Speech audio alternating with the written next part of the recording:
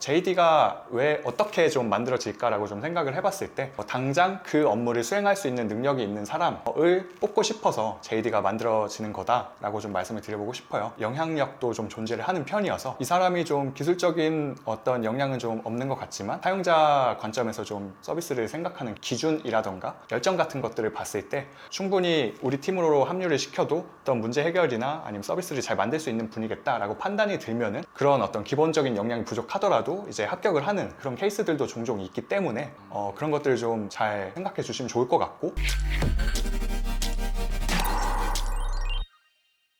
네, 여러분 안녕하세요. 메타코드M의 안대현입니다. 이번 시간에는요, 네카라쿠베 출신의 8년차 프론트엔드 개발자분을 모셨는데요. 자기소개 한번 부탁드리겠습니다. 네, 안녕하세요. 저는 인공지능부터 채용, 그리고 금융, 모빌리티 도메인을 넘나들면서 프론트엔드 개발을 하고 있는 8년차 프론트엔드 개발자 황다슬이라고 합니다. 이게 사실 전공자시잖아요. 그럼 전공자분들은 이미 학과에서 공부를 좀 많이 배워놓고 기본적인 베이스를 깔고 이제 입사를 하고 자기가 원하는 커리어 패스를 하는데, 비전공자분들이나 커리어 전환을 하시는 분들은 되게 녹록하지 않을 거란 말이에요. 어떤 요소들을 좀 보고 계시고 그분들을 위해서 어떤 조언을 해주실 수 있는지 그것도 좀 궁금합니다. 한 두 가지 정도를 먼저 말씀드려볼 수 있을 것 같은데, 그분의 학습 의지나 혹은 학습 능력을 좀 첫 번째로 말씀을 드려보고 싶고, 그리고 이제 그 지원하시는 도메인에 대한 어떤 본인의 경험을 녹일 수 있는 능력을 두 번째로 꼽아보고 싶어요. 첫 번째 학습 능력이나 열정 같은 경우는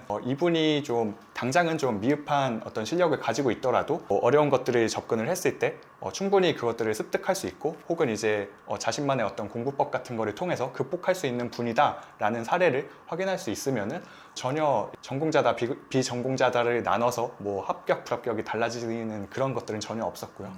그리고 이제 두 번째로 말씀드렸던 도메인을 녹일 수 있는 능력 같은 경우는 뭐 좀 하나의 사례를 말씀드려보면 제가 면접을 봤던 분 중에 이제 어떤 음식점에서 음식을 파는 일을 하셨던 분이 있었는데, 그 가게 매출을 올리기 위해서 새로운 메뉴를 개발을 하는 그런 어떤 능동적인 스탠스를 취해 주셨던 분이 계세요. 근데 그분의 사례를 듣다 보니까 이분이 우리의 어떤 서비스의 한 축을 담당을 하시더라도 단순히 이제 어떤 세일즈의 영역이 아니라 고객이 원하는 진짜가 무엇일까, 그런 것들을 좀 생각하고 거기에 따라서 또 행동할 수 있는 분이다 라는 것들이 좀 판단이 돼가지고 그런 분에게도 또 좋은 이제 결과를 드렸었던.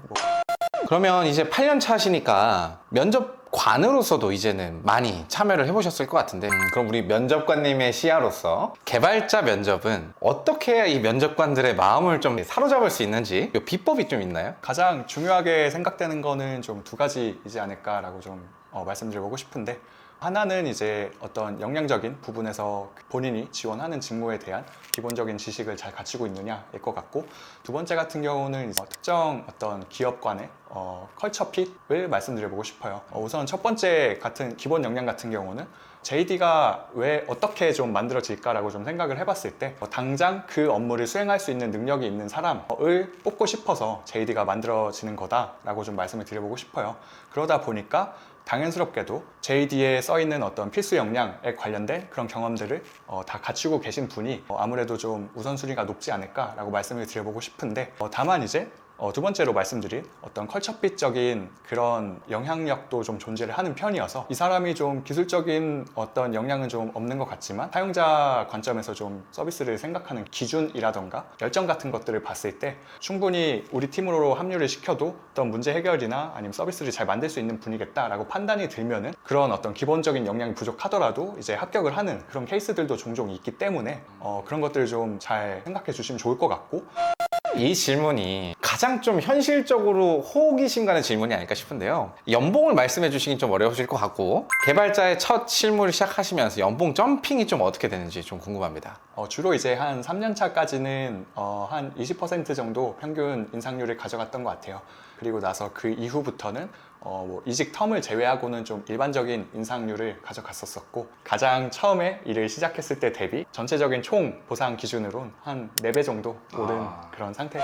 이제 생성형 AI가 대두되고 있는 시대가 왔어요. 챗GPT 4.5도 나와버렸고, 그럼 이제 개발자들 위협받는 거 아닌가요? 저는 좀 반반이라고 생각을 하는데, 개발자의 영역이 뭔가 이제 어떤 기획적 요구 사항이나 그런 것들을 단순히 구현을 해서 돌아갈 수만 있게 하는 사람이다 라고 봤을 때는 이거는 충분히 빠른 시일 내에 대체가 될 수 있는 그런 어떤 개발자의 역량이라고 좀 생각이 들고요. 반대로 어떤 개발자에게 바라는 점이 이런 다양한 어떤 팀과 팀 간의 유기관계 혹은 이제 고객과 서비스 간의 어떤 그런 복잡한 이해관계들을 잘 이해하고 거기에 대해서 필요한 엔지니어링을 할 수 있는 그런 의사결정을 할 수 있는 것들을 원한다까지가 된다면은 사실은 아직까지는 좀 개발자의 어떤 삶을 위협하지는 않는다라고 좀 말씀을 드려보고 싶어요.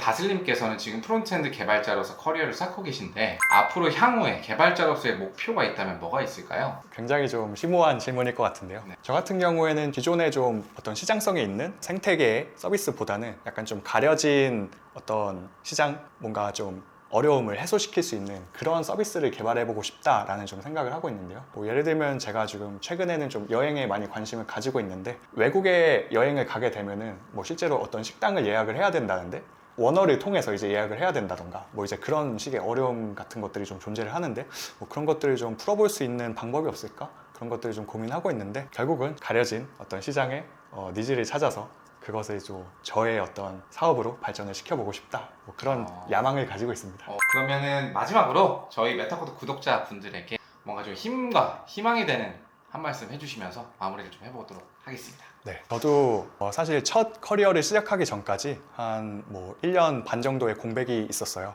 하물며 이제 비전공자분들께서 개발자가 되기 위해서 준비를 하신다면 얼마나 힘들지 좀 감히 상상할 수도 없는데 그래도 좀 인내심을 가지고 꾸준히 앞으로 나아가다 보면은 그것에 대한 결과물을 꼭 얻으실 수 있다라는 거를 어떤 저의 사례를 통해서 좀 증명을 하지 않았나 라고 말씀드려 볼 수 있을 것 같은데 공부하시는 것들 포기하지 마시고 꾸준히 잘 준비하셔서 좋은 결과까지 만드시길 바라겠습니다.